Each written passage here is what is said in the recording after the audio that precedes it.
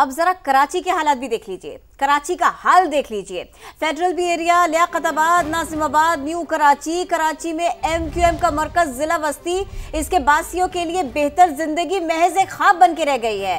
एक एक दिन गुजारना भी भारी, हर तरफ हैं टूटी हुई सड़कें और गंदगी के ढेर। तालीमी इदारों पर नशइयों ने तो कब्जा कर लिया है, 60% सड़कें टूट गई, हजारों गैर कानूनी तामीरात यहाँ पर हैं, 50% से ज्यादा इलाका पानी से महरूम। टैंकर माफिया ने शहरियों को पानी की बूंद बूंद के लिए तरसा दिया। बच्चों के लिए पार्क्स रहे न झूले। बिल्डर माफिया ने 40 गज जमीन पर भी 4-4 मंजिला इमारतें बना डाली।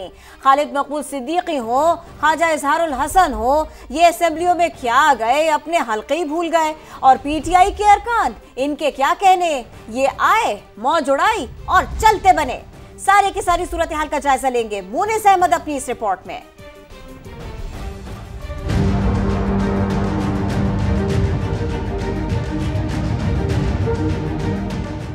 कौमी असम्बली के 4 हलकों यानी 247, 248, 249 और 250 पर मुश्तमिल कराची का जिला वस्ती, जो कभी मयार तालीम और बेहतरीन इंफ्रास्ट्रक्चर की पहचान था,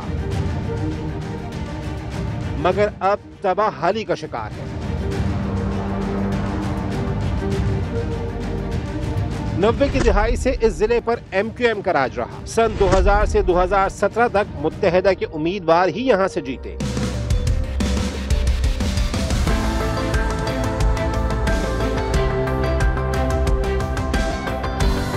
उस वक्त पीपल्स पार्टी, जमात इस्लामी या किसी दूसरी जमात का जिला बस्ती से जीतना मुमकिन ही न था।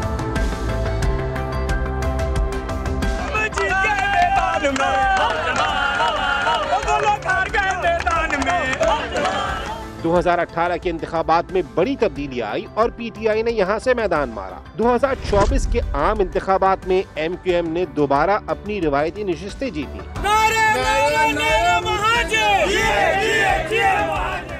एन 247 से ख्वाजा इजहारुल हसन कामयाब हुए। वो इससे पहले 2 बार रुकने सिंध असम्बली रहे, अपोजिशन लीडर सिंध असम्बली भी बने। एन 248 से खालिद मकबूल सिद्दीकी जीते और विफाकी वजीर बने। वो इससे पहले भी 5 बार कौमी असम्बली की नशिस्तें जीतकर 3 बार विफाकी वजीर रह चुके हैं। जिक्र करें एन 249 का तो यहाँ से अहमद सलीम सिद्दीकी और एन 250 से फरहान चिश्ती रुकने कौमी असम्बली बने। हल्के में रहने वालों का कहना है कि मुत्तहिदा उम्मीदवारों ने जिले से वोट तो लिए, मगर पलट कर हाल तक न पूछा। जो हजरात उसका क्या नाम यहाँ से वोटिंग के जरिए जीते हैं, उनको चाहिए कि वो थोड़ा सा हमारे साथ कोऑपरेट करें, आवाम के मसाइल मालूम करें, आवाम किस मुश्किल में है। इधर पानी का बहरान है, सेवरेज का बहरान है, रोडों की आप हालत देखें, कचरे के अंबार लगे हुए हैं। कोई भी यहाँ पे आता सिर्फ इलेक्शन के दौरान। Federal B Area, Liaquatabad, Nazimabad, North Nazimabad हो या न्यू कराची, हर तरफ ही टूटी फूटी सड़कें, सड़कों पर बड़े बड़े गड्ढे तबाही की दास्तान बयान कर रहे हैं।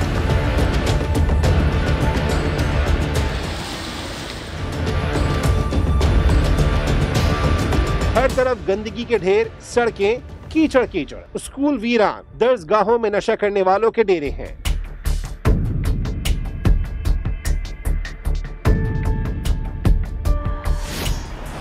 ये उसी हल्के का स्कूल है जहां से शहर का एक बड़ा सियासी नाम ख्वाजा इजहारुल हसन मुंतखब हुए हैं। यहां से वोट जरूर हासिल किए गए, लेकिन यहाँ के बच्चे अब गलियों में भटकते हुए नजर आ रहे हैं, क्योंकि इस स्कूल की दरो दीवार के पीछे तालीम है ना तरबियत, बल्कि यहाँ पे लापरवाही, बर्बादी और नशे का राज है।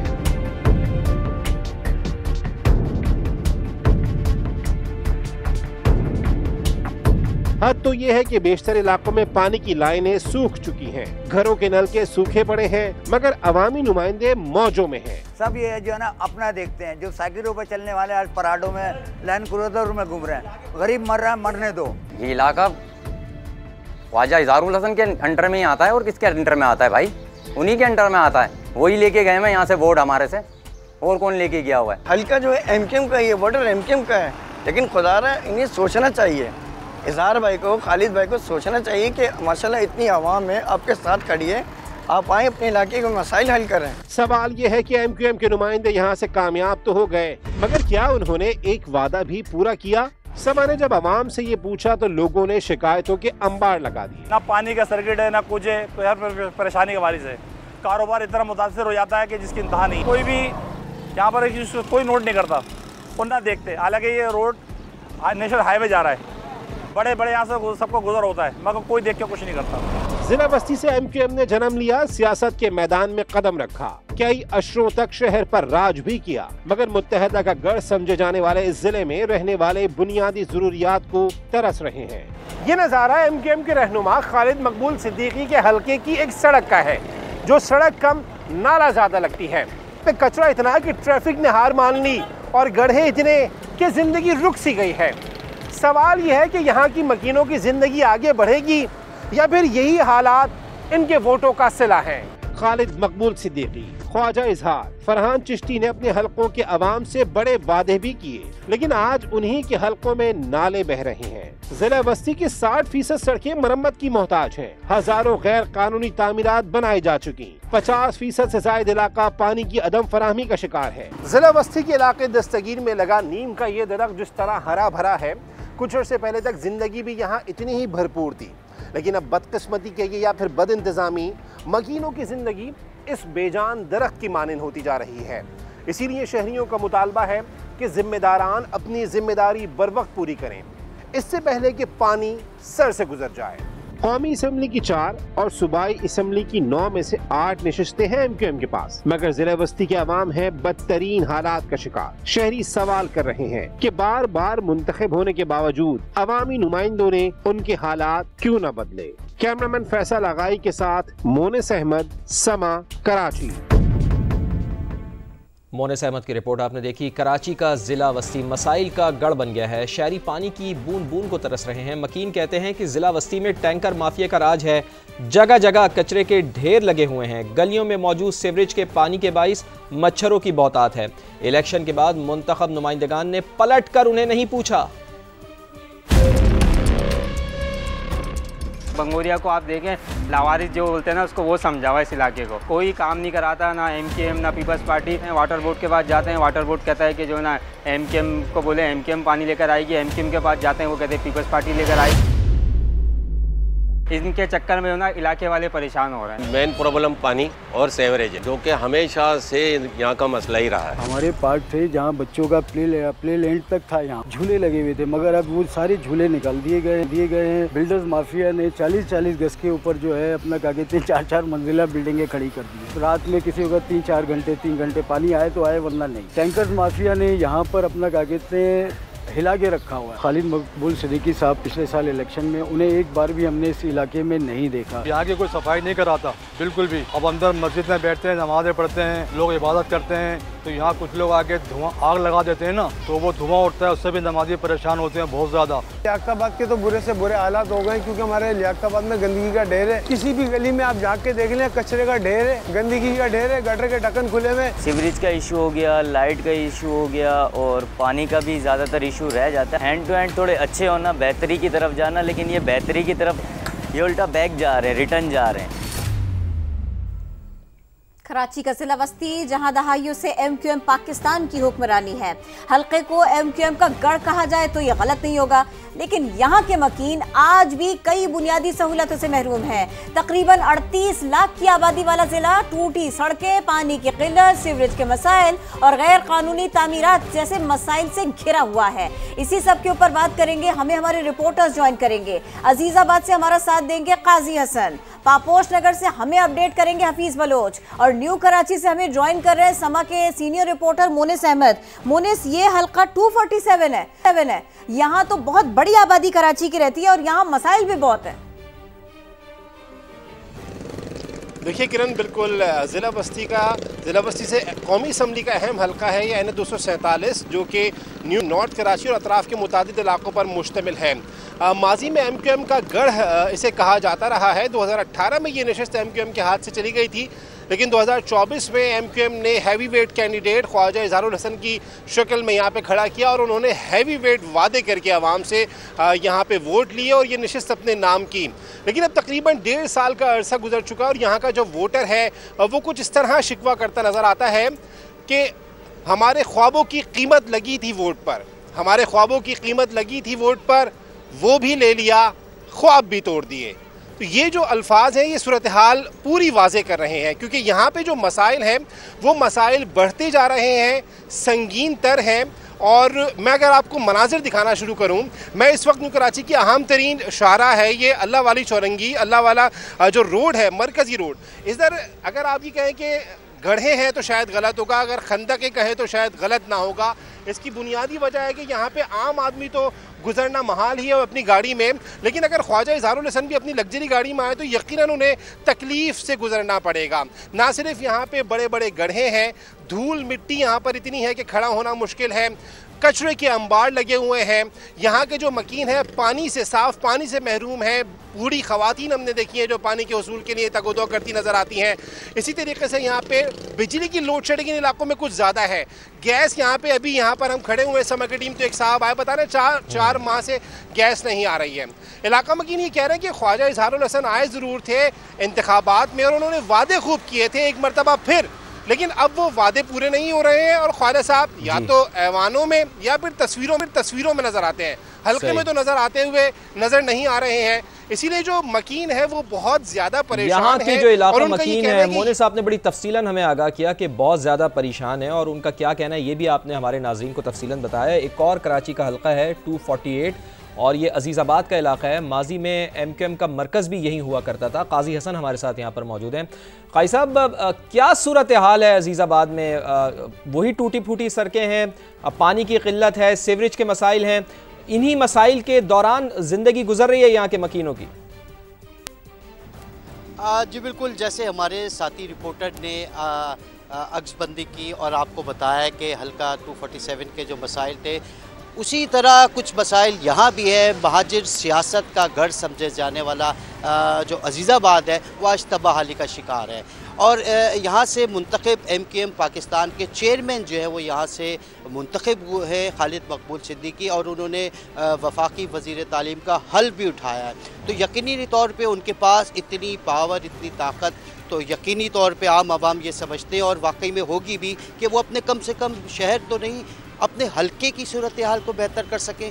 लेकिन यहाँ जब आप देखें गलियों में, बेन शाहराहों पे, तो वही टूटी फूटी सड़कें, कचरे के जा बजा ढेर वो नज़र आते हैं। और इस हवाले से जब हम उनसे मुंतखब नुमाइंदों से सवाल करते हैं और पूछते हैं, क्योंकि इस हल्के में 3 सूबाई असम्बली की जो नशिस्त है वो भी MQM पाकिस्तान के पास हैं, जब उनसे पूछते हैं तो वो एक अजीब मंतक बताते हैं कि हमारा काम असम्बली में जाकर जो है कानून साजी करना, हमारा काम रोड और गटर और सड़कें बनाना नहीं है। लेकिन जब उनसे पूछते हैं कि भाई आप मुंतखब तो इन्हीं बातों की वजह से हुए, तो उनका ये कहना होता है कि सिंध हुकूमत की ये ज़िम्मेदारी है, बल्दियाती नुमाइंदों की ये ज़िम्मेदारी है। और बदकिस्मती से यहाँ बल्दियाती नुमाइंदे जमात इस्लामी के हैं और सूबाई और कौमी असम्बली की नशिस्तें वो MQM के पास है, और सिंध में जो हुकूमत है वो पीपल्स पार्टी के पास है। और अब एक और ताकतवर इदारा जो है वफाकी इदारे, अगर मैं मिसाल दूँ सुई गैस, सदर्न गैस की, वो भी इसमें मुलविस नज़र आता है। क्योंकि कई हमने सड़कें देखी जो माजी में सिंध हुकूमत ने मरकज़ी शहरा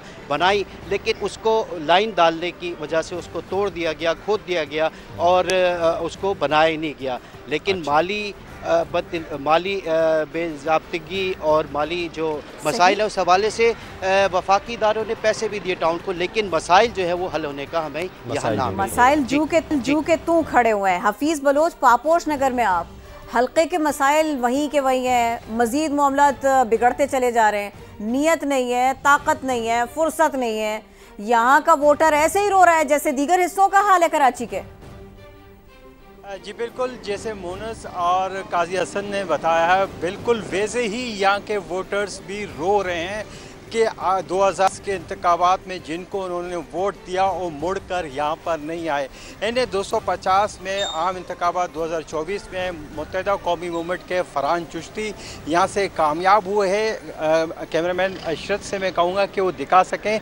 ये सामने देखा जा सकता है कि सामने रिहायशी आबादी है और यहाँ पर कचरे के ढेर हैं। सिर्फ एक सड़क में ये सूरत हाल नहीं है, यहाँ पर जा बजा इसी तरह गंदगी के ढेर हैं। मुत्तहिदा कौमी मूवमेंट की जो सूबाई असम्बली इस हल्के में शामिल है 130 वहाँ से भी मुत्तहिदा कौमी मूवमेंट पाकिस्तान के जमाल अहमद कामयाब हुए, जबकि PS 129 से अमीर जमात इस्लामी हाफिज़ नईमुर रहमान यहाँ पर कामयाब हुए। 1.5 साल का अरसा गुजर चुका है, लेकिन अब तक उन्होंने यहाँ से इस असम्बली रुकनीत का अलफ नहीं उठाया। इलाका मकीनों का कहना है कि अगर वो इन ऐवानों में जाकर उनकी नुमाइंदगी नहीं कर सकते तो वो नशस्त छोड़ दे, ताकि वो अपने दूसरे किसी नए नुमाइंदे का इंतखाब करें ताकि वो ऐवानों में इनके मसाइल सुन सकें। इलाका मकीनों का कहना है कि मुत्तहिदा कौमी मूवमेंट के जो अराकीन कौमी असम्बली है यहाँ से जीत कर वफाक में गए, लेकिन आपने अवामी मसाइल का जिक्र किया तो अवामी नुमाइंदगान भी हमारे साथ मौजूद हैं। सादिया जावेद साहिबा तर्जुमान सिंध हुकूमत हमें ज्वाइन कर चुकी हैं। सादिया साहिबा, बहुत शुक्रिया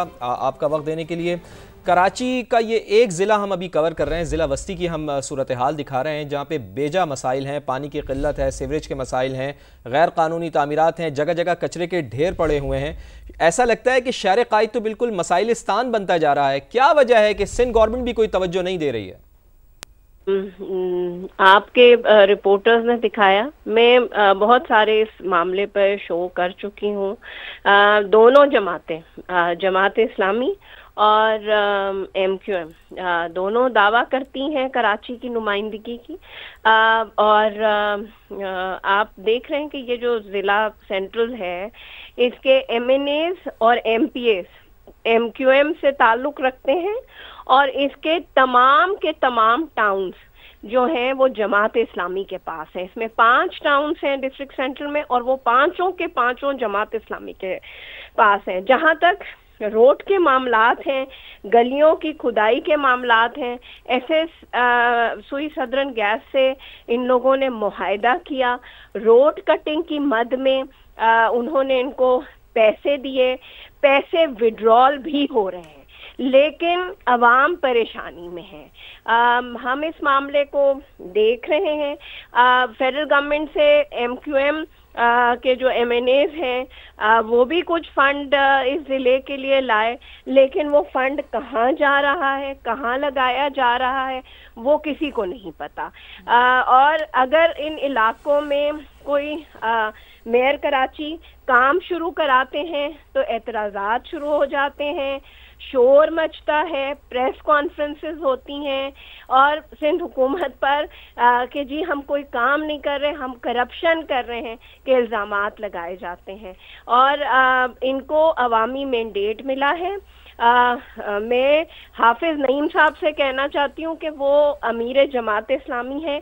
अगर उन्होंने सिंध असेंबली की रुकनियत का हलफ नहीं लेना तो फिर वो सीट खाली करें, ताकि लोग अपने लिए नुमाइंदे मुंतखब कर सकें जो ऐवानों में उनके लिए आवाज़ उठाएं और काम कर सकें। जी, लेकिन सादिया जावेद साहिबा, आप कह रही हैं कि मेयर कराची यहाँ पर काम करवाते हैं, इनको फंड्स भी दिए जा रहे हैं। मुत्तहिदा कौमी मूवमेंट के हवाले से भी आपने जिक्र किया, जमात इस्लामी के बल्दियाती नुमाइंदों के हवाले से भी आपने जिक्र किया। तो आखिर वो फंड्स जो रिलीज़ आप लोग की जानिब से किया जाता है तो वो फंड जा कहाँ रहा है? इसके ऊपर भी बात करेंगे। गालिबन अमीनुल हक साहब हमारे साथ हैं, उनसे बात कर रहे थे। अमीनुल हक साहब, आप बताइए, जहाँ आपका वोटर है वहाँ आप नहीं है, MQM नहीं है वहाँ पर, यही नजर आ रहा है मनाजिर देखकर। हाँ, देखिए, मैं समझता हूँ कि 2012 दिसंबर से MQM पाकिस्तान सूबाई हुकूमत के साथ शामिल नहीं रही है और पिछले 13 साल से अपोजिशन में, बल्कि 13-14 साल से अपोजिशन में मौजूद है। लेकिन हम क्या देखते हैं कि एक तरफ पाकिस्तान पीपल्स पार्टी पिछले 18 साल से सिंध में हुकूमत करती चली आ रही है, 5 और 6 दफा वफाक में भी हुकूमत करती चली आ रही है। लेकिन सिंध की सूरत हाल देखते हैं और बिलखुसूस डिस्ट्रिक्ट सेंट्रल को देखते हैं तो जिसे कहते हैं कि दिल जो खून का आंसू होता है। हर तरफ जिसे कहते हैं पानी नाम की कोई चीज मौजूद नहीं होती है। कभी हफ्ते में, कभी 8 दिन में, कभी 12 दिन में पानी आता लोगों के घरों पर। रोड की सूरत हाल देखते हैं तो तमाम इंफ्रास्ट्रक्चर तबाही बर्बादी के दहाने पे पहुंच चुका है। सेम कंडीशन मैं समझता हूं कि ट्रांसपोर्ट की सूरत हाल है। ट्रांसपोर्ट पिछले 18 साल में पाकिस्तान पीपल्स पार्टी सिर्फ कराची में 300 बसें लेकर आई हैं और उसके ऊपर भी जिसे कहते हैं कि अपने आप को शेखी बगाड़ते हैं कि हमने कराची के ट्रांसपोर्ट का सिस्टम सही करने की कोशिश कर रहे हैं। हर तरफ तबाही बर्बादी नजर आती है। MQM के क्या कोशिश है? MQM की कोशिश है हमेशा रही है कि वफाक के साथ मिलकर कोई न कोई सूरत हाल पैदा की जाए, बेहतरी में लाई जाए। और आप देखें कि अगर पूरे सिंध में पहला मेट्रो बनाया गया तो कहाँ बनाया गया? डिस्ट्रिक्ट सेंटर में बनाया गया। किसकी कोशिश से बना? एमकेएम की कोशिशों की बदौलत 18 अरब रुपए की लागत से सुजानी से लेकर डिस्ट्रिक्ट ईस्ट तक गए। मेरा ख्याल है कि ग्रीन लाइन, मैं समझता आज भी पूरे सिंध का सबसे बेस्ट अगर कोई मेट्रो है तो ग्रीन लाइन है। आप देखें कि उसके ऊपर रोजाना की बुनियाद पर 1 लाख मुसाफिर सफर करते हैं और कामयाब तरीन लाइन है। इसी तरीके से हम ग्रीन लाइन पे इस दफा भी वफाक से तकरीबन 3.5 अरब रुपए और रखे गए हैं ताकि इसको मुकम्मल कर दिया जाए। मेट्रो इसके अलावा हम अगर सूरत हाल देखते हैं कि डीएमसी के देखते हैं, केएमसी को देखते हैं, वाटर बोर्ड को देखते हैं तो तमाम तरफ रोना आता है। ये जो मेयर साहब बैठे हुए 2 साल बल्कि 2.5 साल से तो मेयर बन के बैठे हुए, उससे पहले 2 साल तक एडमिनिस्ट्रेटर रहे, यानी 4.5 साल मुकम्मल हो चुका है। बेहतरी कहीं नजर नहीं आती है। दावा, और अगर इनसे बात करो तो ये माजी की बातें शुरू कर देते हैं कि बोरी बंद। के बावजूद भी मसला तो है ना अमीन साहब, मसला तो है ना। आपकी जमात विफाकी हुकूमतों का हिस्सा भी रहती है, फिर अब कराची के लिए आप कुछ कर भी नहीं सके, मौजूदा हुकूमत ने भी कुछ नहीं किया, गुज़िश्ता हुकूमत ने भी कुछ नहीं किया, कुछ तो करे ना वोटर के लिए। देखिए मैं किरण, आप ये देखें कि जो भी कोशिश हो रही है एमकेएम के बदौलत हो रही है। जैसे मैंने आपसे कहा कि ग्रीन लाइन का मंसूबा कौन लेकर आए? एमकेएम लेकर आइए। आज इसी शहर कराची में अगर आप फवाद आप भी देखें तो तकरीबन 52 फायर टेंडर वफाकी हुकूमत से एमकेएम ने लेकर 2021 में केएमसी को हैंड ओवर किया। आज जिस स्नार्कल के जो काम होते हैं ये सिंध हुकूमत नहीं लेकर आई है, इनको शर्म से डूब मरना चाहिए। ये भी वफाकी हुकूमत ने इनको गिफ्ट किया है थ्रू एमकेएम पाकिस्तान, 2 बाउजर दिया है। तो ये काम जो 18वीं तरमीम के बाद से कमन जिम्मेदारी सूबाई हुकूमत की होती है, वो हर सूरत में नाकाम नामुराद नजर आते हैं। अच्छा, इसमें सिर्फ नाकामी नहीं है बल्कि इनका विजन नहीं है। ये कराची के साथ सौतेली माँ का सलूक रवा रखना चाहते हैं। लेकिन अमीनुल हक साहब, एक आम आदमी जो है, जो आपका वोटर है, जो कराची का शहरी है, उसको इससे सरोकार नहीं है कि सिंध हुकूमत क्या काम करवा रही है नहीं करवा रही। वो तो आपको बराह रास्त देख रहा है, चूंकि आपको उसने वोट दिए हैं, वो तो आपसे तवक्को रखता है कि आप उनके मसाइल के लिए कुछ करेंगे, आप काम कराएंगे। अगर कराची में काम नहीं होगा, एक आम आदमी मुतासर होगा, तो फिर तो बराह रास्त आपको फर्क पड़ेगा, आपके वोटर को फर्क पड़ेगा, चूंकि रह तो वो रहा है, सफर तो वो कर रहा है। You are 100% करेक्ट, बिल्कुल ठीक है। पीपल्स पार्टी बड़े ऑर्गेनाइज और सिस्टमेटिक तरीके से कराची और हैदराबाद के साथ सौतेली माँ का सलूक रवा रखती है ताकि वोटर को, सपोर्टर को तासुर दिया जाए कि एमकेएम काम नहीं कर रही है। एमकेएम की जो कोशिशें काविशें होती हैं वफाकी हुकूमत के मिलकर शहरी सिंध की बेहतरी के लिए काम करती चली जा रही है। आप एक मिसाल देख लें, आज जुमे के दिन सुबह 9 साढ़े 9 बजे जो है लियारी में वाक़या पेश आता है, ठीक है। सबसे पहले कौन पहुंचता है? एजी और एजी एम्बुलेंस और बाकी छिपा पहुंचते हैं। उसके साथ साथ एमकेएम का कारकुन, एमकेएम का वहाँ एमएनए और एमपी वहाँ पहुंच जाते हैं। 12:30 और 1 बजे के बाद सिंध हुकूमत वहाँ पर आती है और केएमसी वहाँ पर आती है। तो एमकेएम तो हमेशा अपने वोटर और सपोर्टर के दरमियान मौजूद रहती है, उनकी आवाज में आवाज मिलाकर आवाज बुलंद करती चली जा रही है। जहां तक इख्तियारात की बात है, देखिए किरण और फौज, आपको समझना चाहिए कि ये इख्तियारात जो है वो सिंध हुकूमत के हाथ में, हम एज ए ऑपोजिशन। लेकिन सर ये तो हम सुनते रहे हैं कि ये इख्तियारात सिंध हुकूमत के हाथ में, और ये हम बचपन से सुन रहे हैं, शायद आगे भी यही सुनते रहें। आप ये बताएं पर्टिकुलरली कि कराची के लिए विफाक से कोई आपने पैकेज मांगा है, और अगर पैकेज मांगा है तो ये कब तक कराची पर खर्च होगा? अमीन भाई देखिए, सबसे इंपॉर्टेंट बात, एमकेएम की कोशिशों काविशों की बदौलत हम कोशिश कर रहे हैं कि इसी साल जो है हर सूरत में ये जो ग्रीन लाइन है इसको ईदगाह तक ले जाकर कंप्लीट कर दिया जाए। नंबर 2, K4 का मंसूबे आप देखिए, K4 पानी, मतलब बुनियादी जिम्मेदारी सिंध हुकूमत की बनती है ना, पानी देना। लेकिन क्या हुआ, K4 पे पाकिस्तान पीपल्स पार्टी के सिंध हुकूमत ने 1 रुपया खर्च नहीं किया। पहले 26 अरब का मंसूबा था, एमकेएम की कोशिशों से इसको हम वफाक में लेके गए, 26 अरब से बढ़कर 126 अरब रुपए हो गया। हमने वापडा के हैंड ओवर किया क्योंकि वो सबसे बड़ा प्रेस्टिजियस ऑर्गेनाइजेशन थी जो इस तरह के काम कर सकती थी। 70% K4 का काम मुकम्मल हो चुका है। ऑगमेंटेशन, यानी कराची के अंदर जो डिस्ट्रीब्यूशन की जिम्मेदारी थी वो सिंध हुकूमत की जिम्मेदारी थी। फवाद, आपको सुनकर ये शर्मिंदगी होगी कि 70% K4 का काम मुकम्मल हो चुका, अगले जून तक इंशाल्लाह ताला 100% मुकम्मल हो जाएगा। लेकिन डिस्ट्रीब्यूशन बहुत शुक्रिया, पॉइंट आपका आ गया। सादिया साहब, बिल्कुल आपसे पूछेंगे अब हम इस सारी की सारी गुफ्तगू के ऊपर। ये फरमाइए, अमीन साहब की सारी बात तो आपने सुनी, इसको भी एड्रेस करें, खास तौर पर हमें K4 के ऊपर बताएं। 70% काम मुकम्मल हो गया और अब आप लोग इसको आगे कैसे बढ़ाएंगे?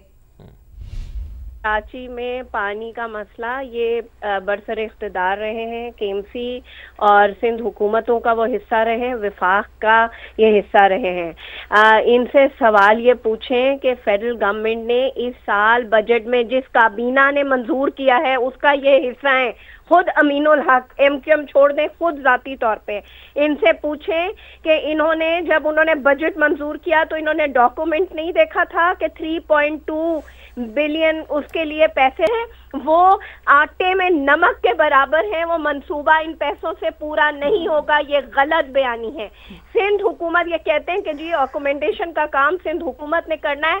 मैं बजट बुक से ये बात साबित कर सकती हूँ कि जो पूरा पैसा है जिसमें उसकी ऑक्यूमेंटेशन होनी है वो बजट में बुक में मौजूद है, वो रख दिया गया है बजट में, जिस पर काम शुरू करा रही है सिंध हुकूमत।